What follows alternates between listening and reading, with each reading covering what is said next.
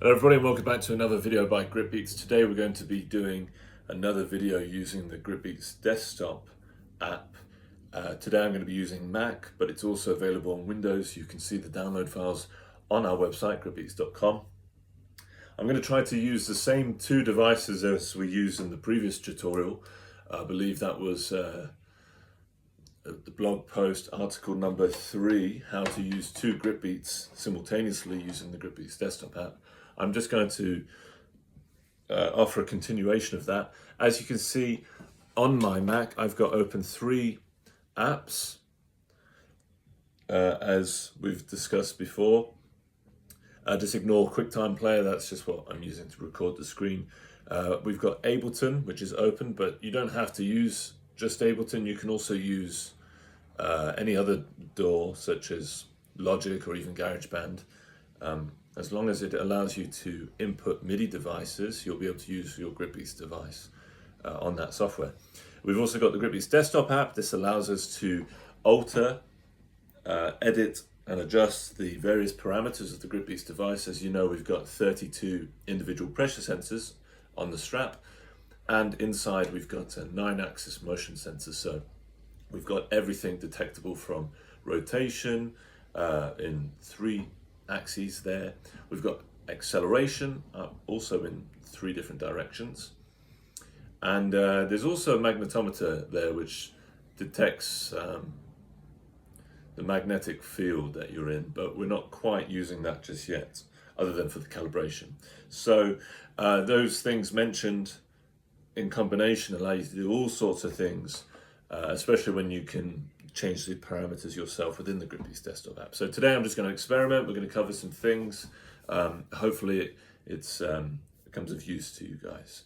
So let's start by turning on the purple one. I can't quite remember which one was which. I remember we flashed one device had the GripBeats desktop patch on it, and the other one had the patch named Charlie. The patch Charlie was the patch, and by the way, we called him. We were referencing the names of the patches based on the NATO alphabet. So Alpha, Bravo, Charlie, Delta, Echo. So if you're confused why, that's why we were naming them. Charlie allows you to trigger chords, block chords. That is when you play 3 or two or more notes together at the same time. Trigger those at 90-degree angles. So you're going to be able to see that again. And I believe with an acceleration trigger, you're able to change them from block chords to arpeggios. Arpeggios are basically chords, the same chords, but broken up.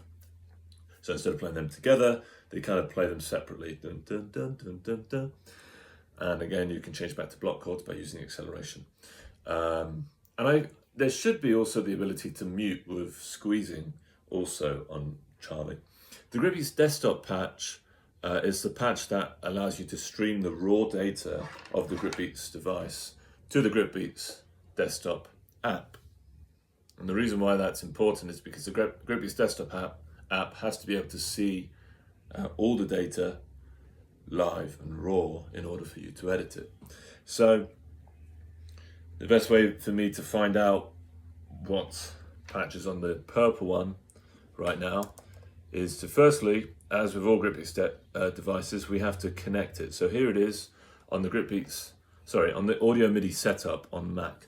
If you're new to this, check out our first or second tutorial, how to connect GripBeats to your computer. I'm going to connect here and go back to Ableton, arm the track. Now we've got I've got MIDI coming in from all ins at the moment, which, considering there's only one device I'm using, is fine, but I'm going to isolate it anyway to this GripBeats device. I'm going to choose an instrument. I always go for mallets normally. Let's try something here. Pads.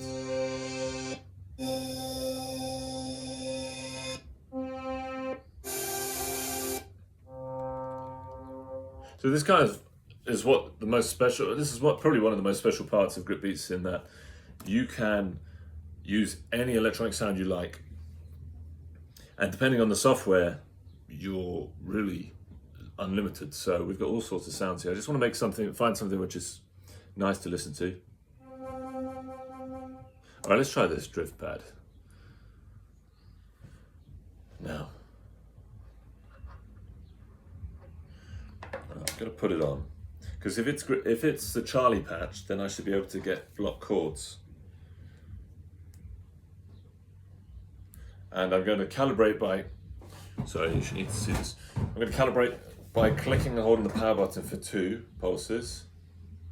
Now I'm not getting any sound, which is interesting. So if that's the case, and this is part of the reason why we go through all of this, so that we can all learn. So if I go to settings, under MIDI here, yeah, that's coming out the raw, giving us the raw data. We're not getting any sound. So I have a feeling that this device is therefore the GripBeats desktop app patch. So I'm going to go here, I'm going to choose purple just because it's purple. We're already connected to it via the audio MIDI setup, so I'm just going to connect it here. We're on the GripBeats desktop app now, by the way. I've just connected to it, connected the GripBeats device to the GripBeats desktop app. I'm going to expand the tab to see the raw data here. And as you can see, the raw data is streaming very consistently. I mean, actually, other than the fact that pitch and roll is interchanged here, which is something you can undo when you click processed and click this little eye. Sometimes the device, the app, is not able to distinguish between the roll and pitch. That's something we're currently refining. But if that's the case, you can just click that little I button there, interchange the roll and pitch, and now you can see my roll is accurately mapped to the roll there. This is the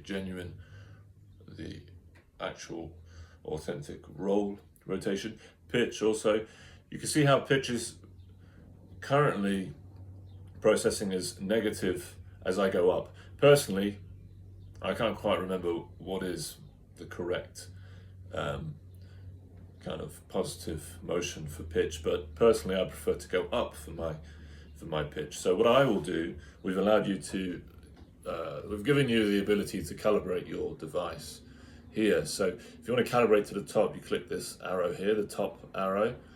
If you want to calibrate your minimum here, you click the bottom. So now you can see how my pitch has been mapped there. You'll probably notice how roll and yaw also seem to fluctuate a little bit as you move individual axes. This is something that's unavoidable at the moment just because it's very sensitive. Probably in future releases it's possible to reduce the sensitivity. In fact, let's see, we've got a button here. As I was saying, we've got the pitch there and the roll. There's no need for them to be interchanged actually. Well, I've interchanged them now. But if you are to recalibrate your GripBeats device by clicking and holding the power button for 2 seconds, those things should be reset to their what they should be. And you shouldn't need to interchange them. But I've clicked interchange for now, just for the sake of making it happen. My yaw I want to be positive to the right there, and I want my yaw negative to be here. So now you can see that's as it is. So now I've got the rotation axes nicely mapped there. That's on my left hand, and that's good. I like to, when I'm on the GripBeats desktop app, I like to get onto the chord maker, which is here on the bottom right. But before I get into the chords, which I got to by expanding, clicking on effect, I'm going to set up this second GripBeats device, which should be Charlie. And I'm going to basically play. We're connecting this second GripBeats device like this.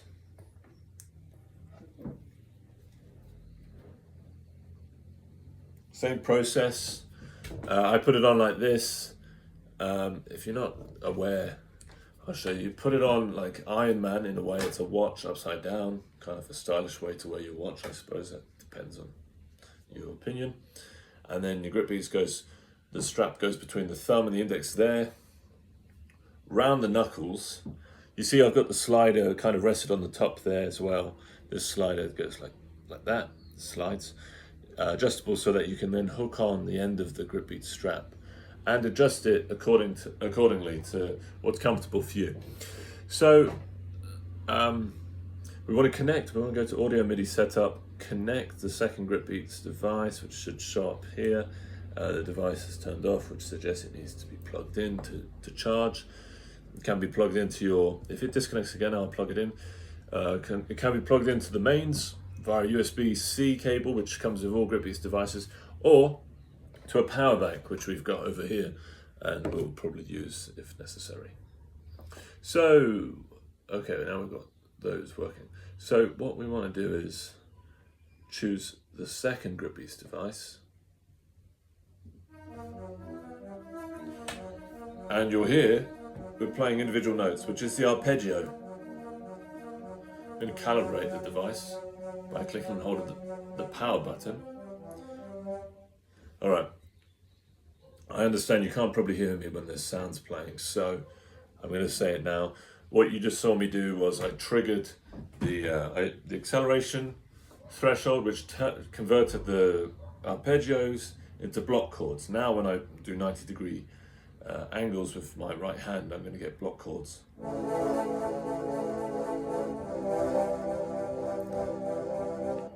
And you can mute with the squeezing the pressure sensors there. That's funny, that actually sounds like the starting chord sequence of Lord of the Rings.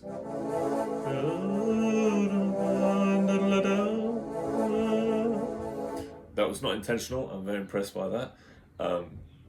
So if you want to just play the Lord of the Rings chord sequence there.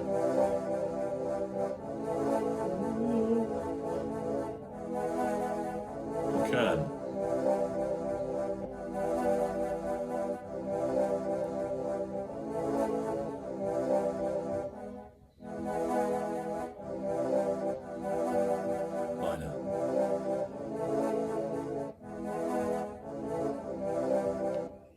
Muted. There. Make sure you squeeze nice and hard there. Again, if you feel like you have to squeeze too hard, it's probably good to recalibrate and be as rested as possible so that it calibrates the pressure sensors as minimal as possible, so that when you do press them, it really detects when you press them.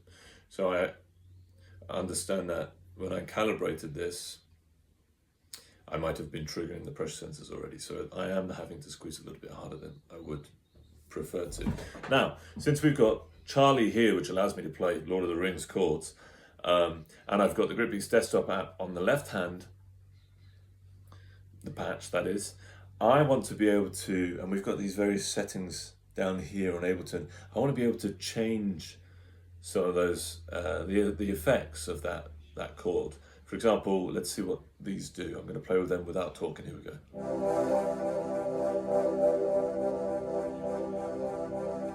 For now, I'm just using the mouse of the computer to see what it sounds like before I start mapping. I just want to see which one I want to map to.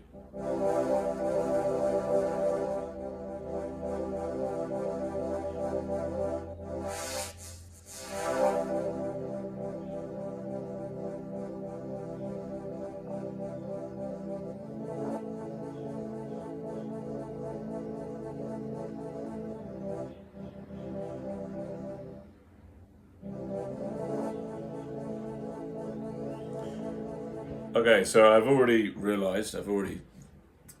worked out that the frequency knob here seems to make the biggest difference to the sound, and that's probably the one I'm going to want to play with my left hand. If you find that the built-in effects controls of the instrument you've chosen on Ableton aren't really significant enough, you can start experimenting, and this is specifically for Ableton, but I'm sure there's other effect plugins on other DAWs such as Logic or GarageBand. you can choose audio effects, or MIDI effects rather, and stream through the various options there. We'll probably cover that later if we can. But for now, I just want to show you how I'm going to map my left hand to the frequency here. So that we don't trigger sounds, I'm going to unarm that track. Oopsie. Unarm. And it's possible that this is still sending MIDI to the to Ableton. So I'm probably going to disconnect also this GripBeats device from the computer. So let's see, I want to make sure I didn't disconnect the wrong one. Go to here. Yeah, I didn't. So that's the purple one still going. You can see I'm moving there. So I would like to map my roll to the frequency dial here, as you can see on Ableton. And the way to do that without accidentally triggering using all the other parameters is to mute the others. So we can mute the pitch there. You don't see pitch moving anymore. You always like this, but then I mute it, it's muted. This is acceleration. I'm going to mute these. I don't want to get any acceleration. I don't want any of the pressure sensors, so I'm going to mute those too. Although sometimes it seems that pressure sensors still prevails. We're about to find out. So you go back to Ableton, go to Command M. Okay, and you can already see that I'm getting a load of crazy mappings. What you should be able to do is here, you should be able to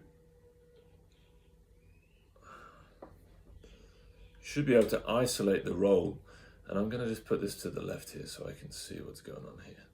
So it seems that possibly it's getting the raw data. So on that topic, I think this should be the solution. Come off of the mapping, go to settings. Now this is a second GripBeats, but let me just disconnect this, because I don't want to be accidentally receiving raw data from the GripBeats device, which is what you get from all GripBeats devices otherwise. So go back to mapping, go to frequency, and here you go. You've got to make sure you choose an output, make sure you've created the respective channel. So I'm going to go with IAC driver bus 1, which we've created before. Now already you can see how, and that's really phenomenally much more accurate. By turning off the raw streaming data of the GripBeats device, and that's it. Making sure you have the correct output, you've selected an output, and you have your GripBeats device connected, the GripBeats desktop patch flashed GripBeats device connected to the GripBeats desktop app. You will then be able to map your rotation to that frequency, to that dial, respective dial. So now you can come off the Command M MIDI mapping tab module, and you can now see, you should be able to see how my roll on the top right, the GripBeats desktop app, is mapped to frequency on Ableton there, and very accurately. So now that's actually very convincing. What I can do is go back to audio MIDI setup, connect my second device, GripBeats device. You can see the other one's still connected down there, and you will probably have to, other than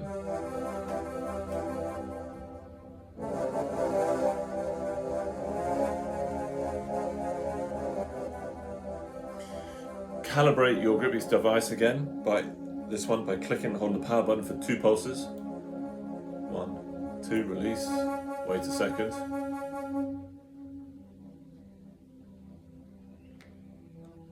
Okay.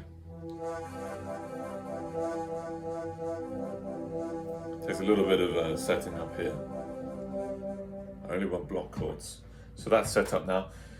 Now you'll be able to see how, okay, this is the exciting part. With 2 hands, I can create the chords. And with the left hand, change the frequency.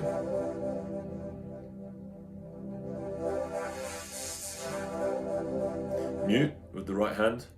which is also effective not just to mute the actual sound, but to kind of travel between chords. For example, I've got this chord, I've got this chord. You might not want to necessarily play them directly after one another. You might like to just mute and release. And that's exactly what that is about. You might also have three chords. We've got this one, and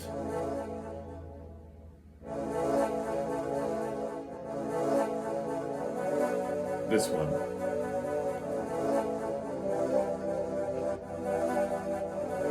This one here. So, sorry, what I'm trying to demonstrate is how you might like to travel to the third chord in the sequence, but without triggering the chord in the middle, because it's part of the journey. For example, if you want to get from here to here, you have to go through this chord. You get it? 1, 2, 3. So if you do want to go from here to here, muting is probably, well, muting is the way. So already you can see how we're really exploring with this new art form of creating music through virtual movement. With a little bit of setup, you can really start to explore. And with the left hand,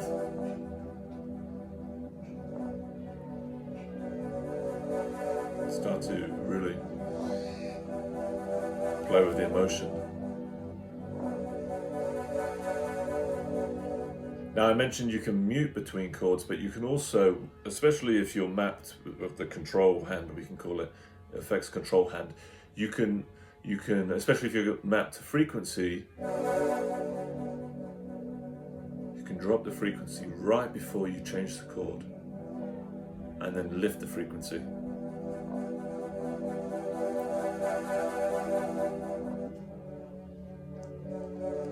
So that takes a little bit of motion control there.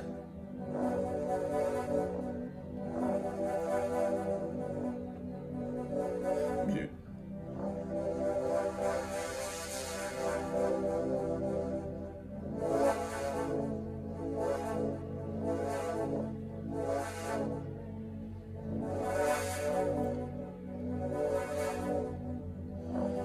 And now, after probably playing with that for a few hours, because you can definitely get absorbed into this experience, and it's a really fun thing to be doing, especially when you tap into kind of that, what do you call it? Calling it an art form, but that sweet spot in terms of that experience of making music through movement. After doing that, you'll probably feel like you want to develop it a little bit more. So you can actually change from block chords to arpeggios by using the acceleration threshold.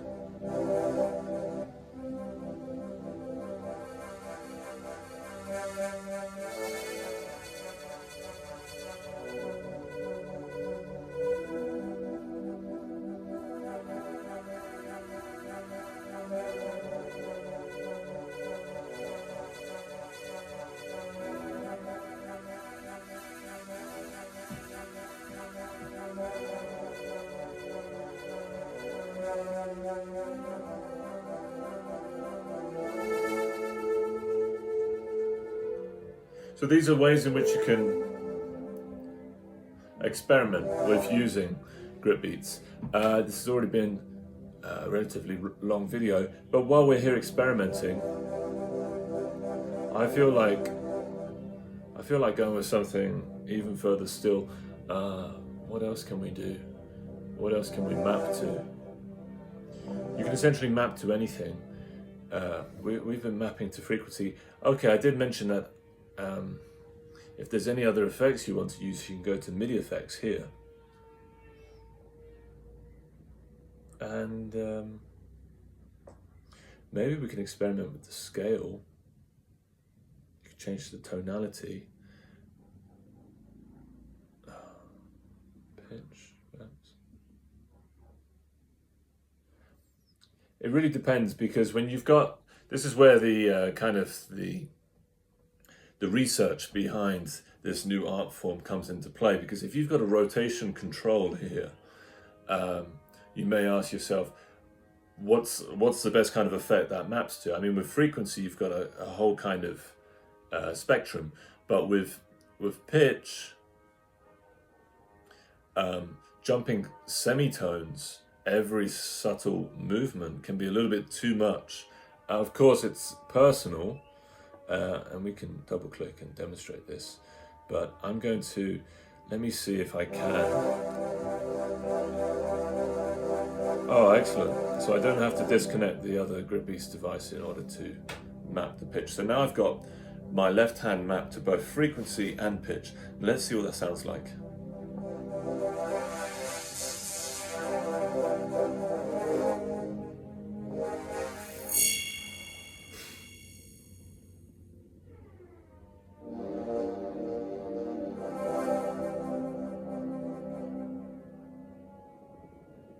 Yeah, so I think I understand what's going on.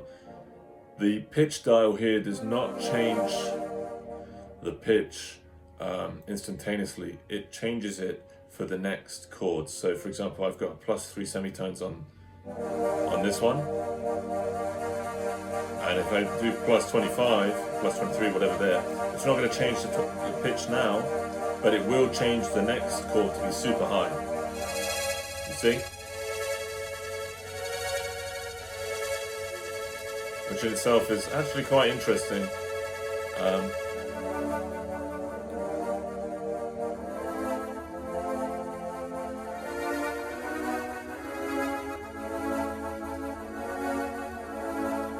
Allowing you to modulate mid-performance, not necessarily live, but as a preparatory approach to changing the tonality throughout your performance.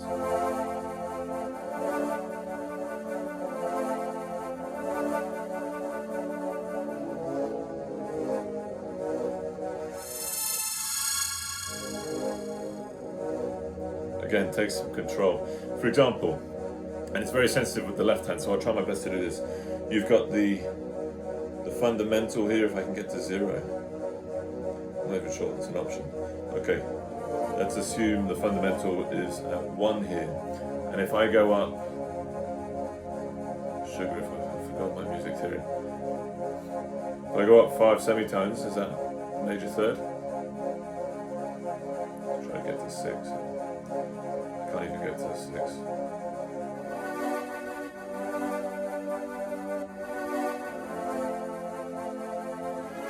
So what I might actually like to do, I'm going to try to mute this a second.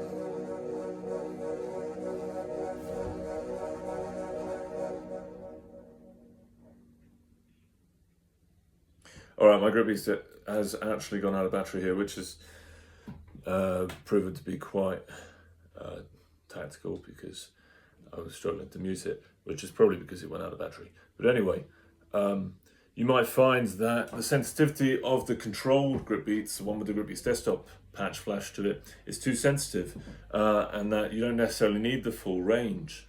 On that note, with the GripBeats desktop turning off and my phone running out of storage, there's a lot more content regarding using the GripBeats desktop app that I would like to talk about.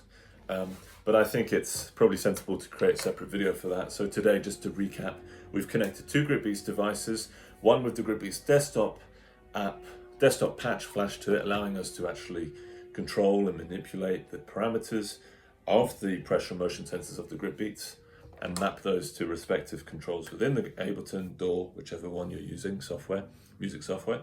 And with a second GripBeats device, actually trigger chords and using together to create a story and an experience.